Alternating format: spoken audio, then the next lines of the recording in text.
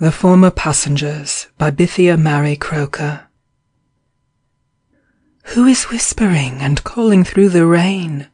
Far above the tempest crashing and the torrent's ceaseless dashing, I hear a weary calling, as of pain. If anyone can help you, it will be Captain Blaine. This sentence was uttered by a smart young clerk in a shipping office in Rangoon, who, clothed in cool white drill, leant his elbows confidentially on the desk and concluded his speech with a reassuring nod. I was en route from Upper Burma to Singapore in order to attend my sister's wedding. Our flat riverboat was late, and when I presented myself at the booking office of the P&O, I found to my dismay that the steamer for the Straits had sailed at dawn, and that there would not be another for a week. I was therefore bound to miss the wedding and waste my precious leave in Rangoon, thanks to the leisurely old tub that had dawdled from Mandalay. I turned my eyes expectantly on Captain Blaine, a short-necked, weather-beaten sailor, in a blue serge coat with gilt buttons and a peaked cap. He surveyed me steadily, with a pair of small keen eyes, and evidently did not receive the suggestion with enthusiasm. "We don't carry passengers," he announced in a gruff voice. "My ship is only a cargo boat, a tramp, and we have no accommodation whatsoever." "No accommodation?" echoed the clerk incredulously. "Oh, I say, come." "Why, you know very well that all the cabins are chock full of cargo, and we have never carried a passenger since I took command." "If there was any hole or corner where you could stow me, I don't mind how I rough it," I urged. "I'll pay full first-class fare."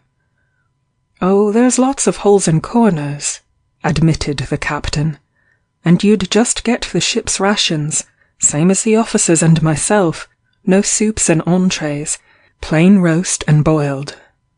"I'm not particular, I'm ready to eat salt junk and sea biscuit. I'll do anything, short of swimming, to get to Singapore by next Wednesday." "Is it so very important?" demanded Captain Blaine. "A wedding. No, in answer to his commiserating stare. "Not my own. But I've to give away the bride." Well, I suppose I must try and stretch a point. Mind, I'll take you at your word about the passage money. Never refuse a good offer, is my motto. So, Mr. And he paused interrogatively. "Lawrence is my name." "Mr. Lawrence, if you'll be down at Godwin's Wharf tomorrow, at 9 o'clock, with your baggage and bedding and servant, we will lie off a bit. And any sampan will put you aboard in 5 minutes. Ask for the Wandering Star." And with a nod between the clerk and myself, he turned his back and stumped out. "He is not very keen about passengers, eh?" remarked the clerk with a laugh. "I wonder why."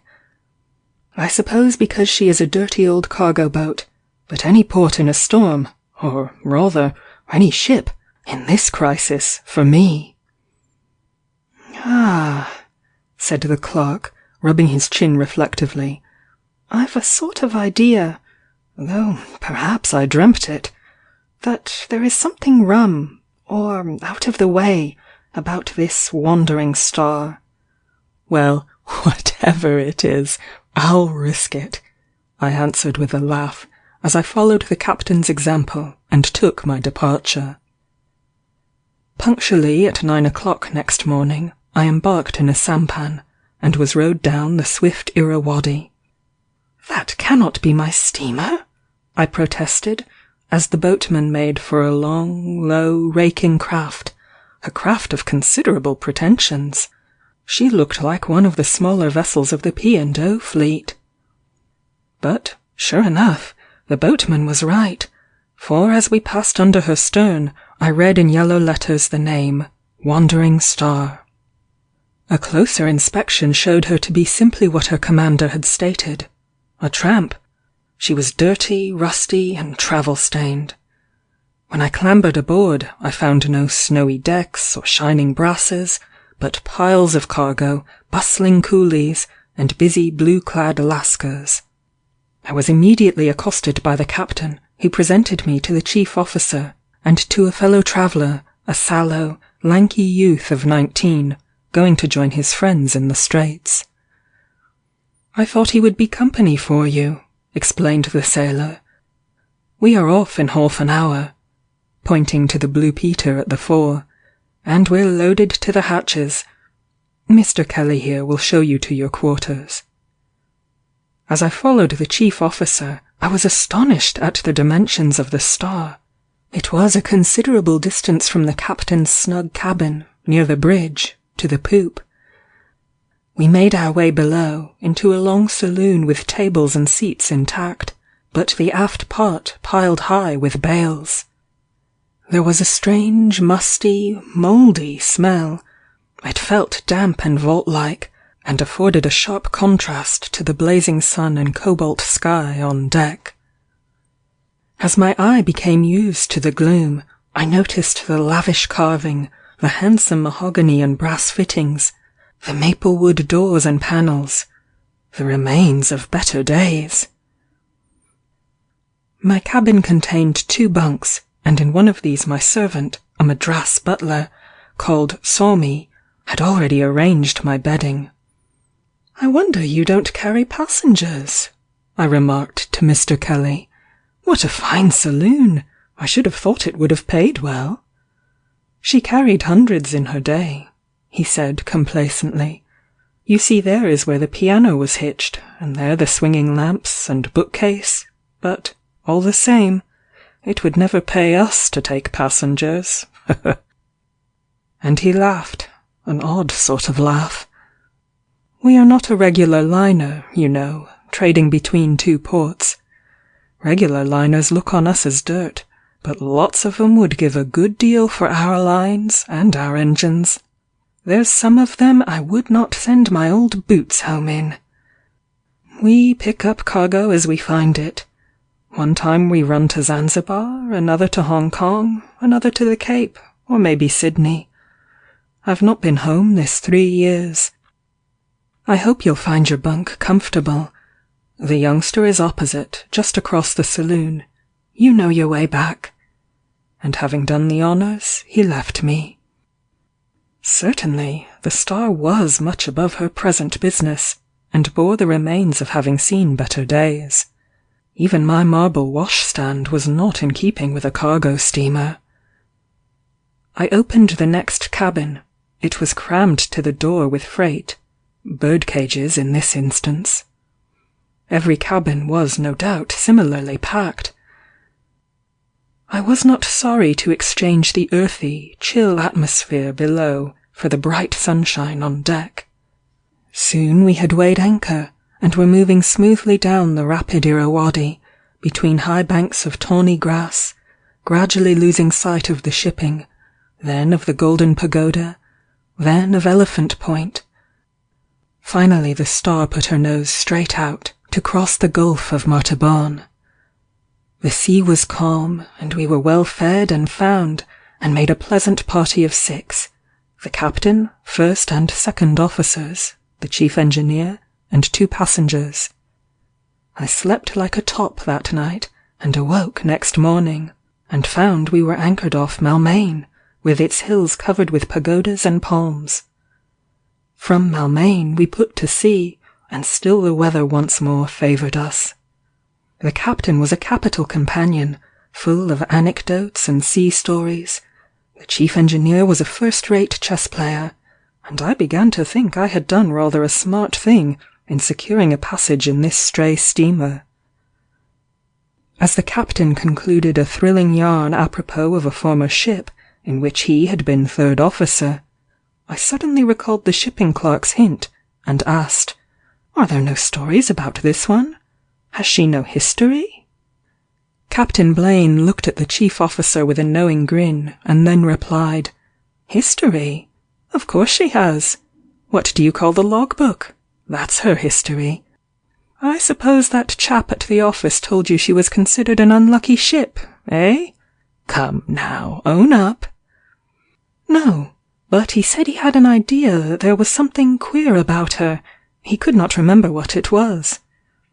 "Well, I've been in command of her now 4 years, and I've seen nothing to complain of. What do you say, Kelly?" appealing to the first officer.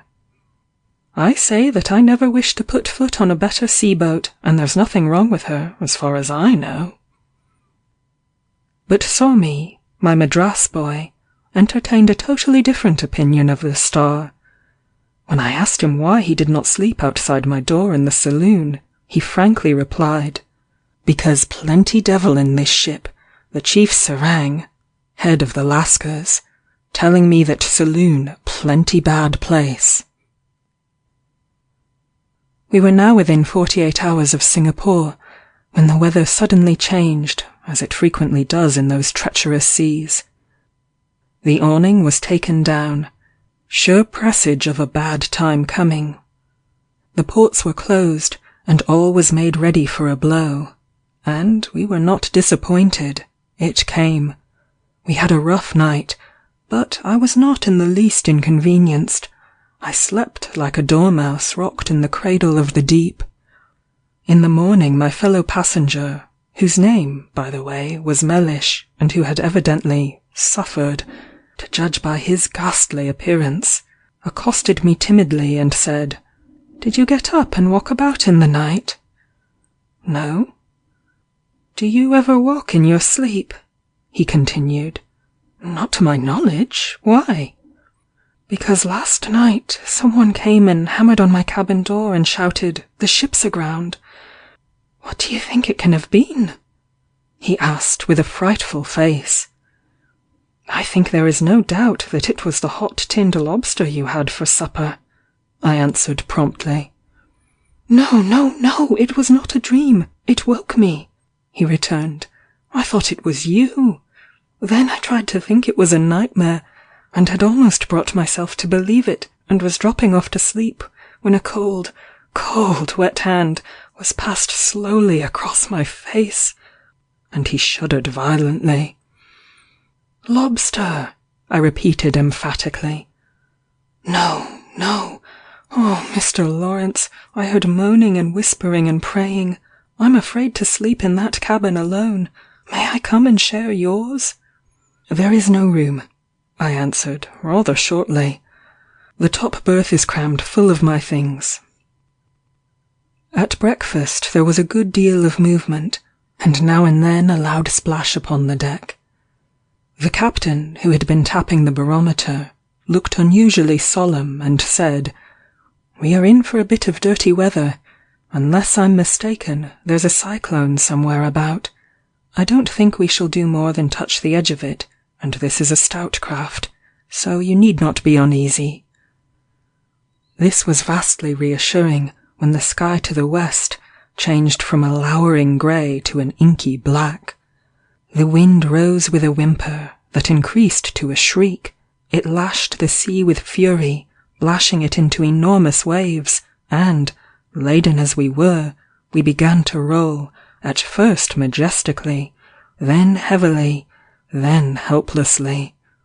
We took in great green seas over the bows. Tons of water discharged themselves amidships, and made us stagger and groan. But still through it all, the engines thumped doggedly on. We seized our dinner anyhow, sitting, standing, kneeling, adapting ourselves to the momentary angle of the vessel. It was a miserable evening, wet and cold, and Mellish and I went to bed early. The deadlights were down, the hatchway closed behind us, we were entirely cut off from the rest of our shipmates for the night, and the saloon smelt more vault-like than ever. I turned away from Mellish's grey frightened face, and stammering, piteous importunities, shut myself into my cabin, bolted the door, went to bed, and fell asleep. Meanwhile the storm increased to a hurricane. The motion was tremendous. I was flung violently out on the floor, as the Star made one awful plunge, and then righted herself. I was, needless to state, now thoroughly awake, and, scrambling back into my berth, and clinging to the woodwork with both hands, lay listening to the roaring of the tempest, which rose now and then to a shrill shriek that had a terribly human sound. My heart beat fast, as my ears assured it that I was not merely listening to the raving of the gale, but actually to the piercing screams of women and the hoarse shouts of men. Just as I had arrived at this amazing conclusion, the door of the cabin was burst open, and an elderly man, in his shirt-sleeves, was hurled in. "We're going down!" he bawled excitedly. "And the hatches are fast!" I sprang up, and the next lurch shot us both out into the saloon. And what a scene did I behold by 3 lamps that swung violently to and fro! Their fitful light showed me a large number of half-dressed strangers, in the last extremity of mortal fear. There was the horrible, selfish pushing and struggling of a panic-stricken crowd, fighting their way towards the companion ladder, the wild, frenzied distraction people exhibit when striving to escape from some deadly peril, the tumult, the cries and shrieks of frightened women making frantic appeals for rescue, cries heart-rending to hear. Besides the dense struggling block at one end of the cabin, battling fiercely for escape, there were various groups apparently resigned to their impending fate.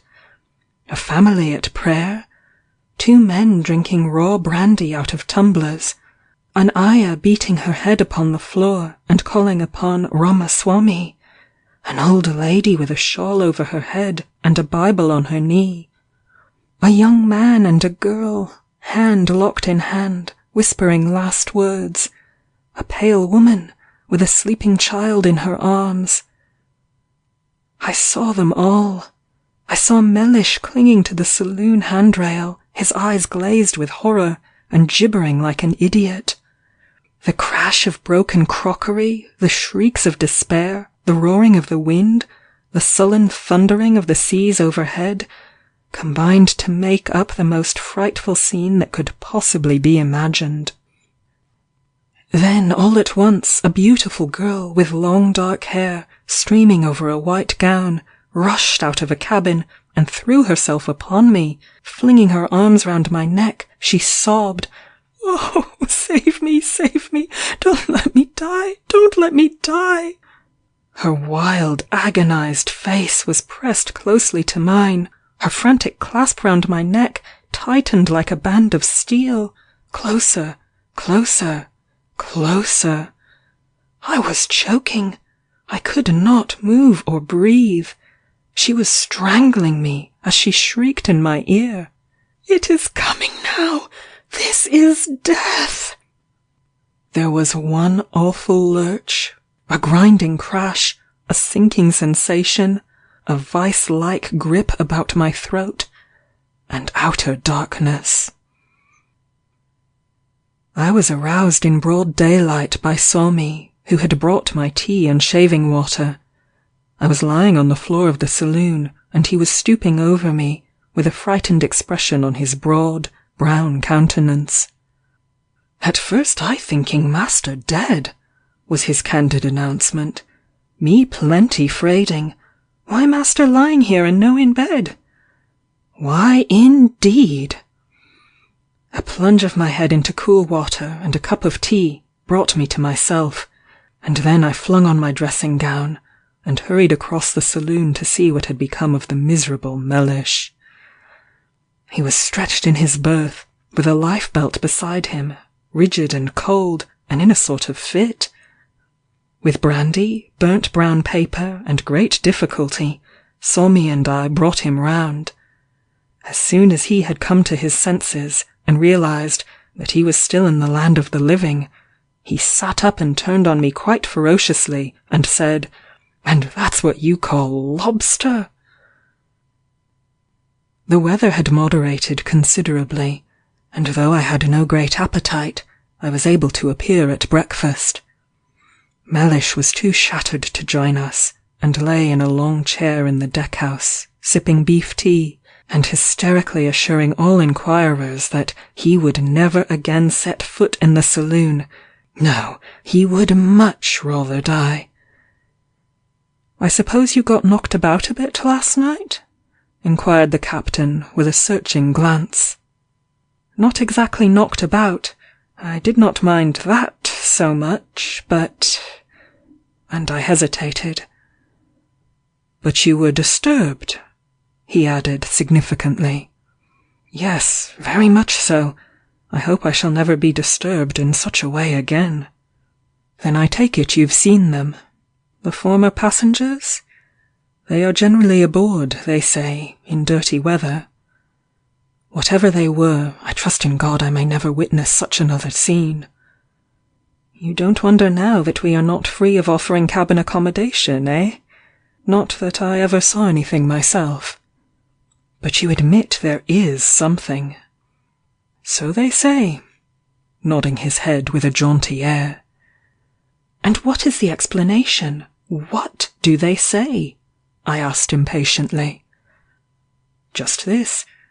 The Wandering Star was once the Atalanta, a fine passenger steamer, and, coming out her last trip, she fell in for the tail of a cyclone, and came to grief off the Laccadives, blown out of her course, engine fires put out, went on a rock, and sank in 10 fathoms.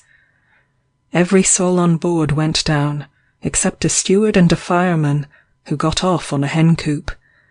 It was an awful business. 69 passengers, besides officers and crew. She sank like a stone, no time to get battered to pieces, and so she was right well worth her salvage. The company bought her cheap. She was but little damaged. They raised and sold her. She was intended for the pilgrim traffic, from Bombay to Mecca, and in fact she did make a couple of trips, but somehow she got a bad name. The pilgrims said she was possessed of devils. And so the owners put her into the wheat and rice and general cargo trade. And we have no complaints.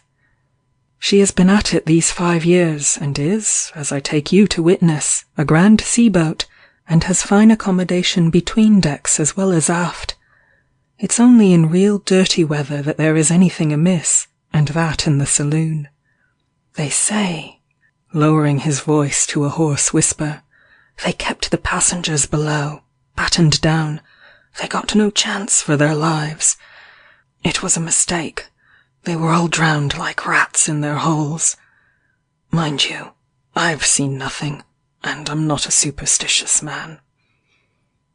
"Would you sleep in the saloon?" I sternly demanded. "No, for in a blow my place is on the bridge, but I'll not deny that a second officer, who has left us, tried a bunk down there once, out of curiosity, and did not repeat the experiment. He was properly scared." And the captain chuckled at the recollection. "I suppose we shall get in tonight?" I remarked as we paced the deck together. "Yes, about 11 o'clock. We are doing our 12 knots, dirty-looking old hooker as we are." "So much the better," I answered, "for you will not be surprised to hear that I'm not anxious to occupy my berth again." I am thankful to relate that I slept on land that same night and was not disturbed. I often glance at the shipping lists to see if there is any news of the Wandering Star. I note that she is still tramping the ocean from China to Peru, and I have not the smallest doubt but that, on stormy nights, the saloon is still crowded with the distracted spectres of her former passengers. End of The Former Passengers by Bithia Mary Croker.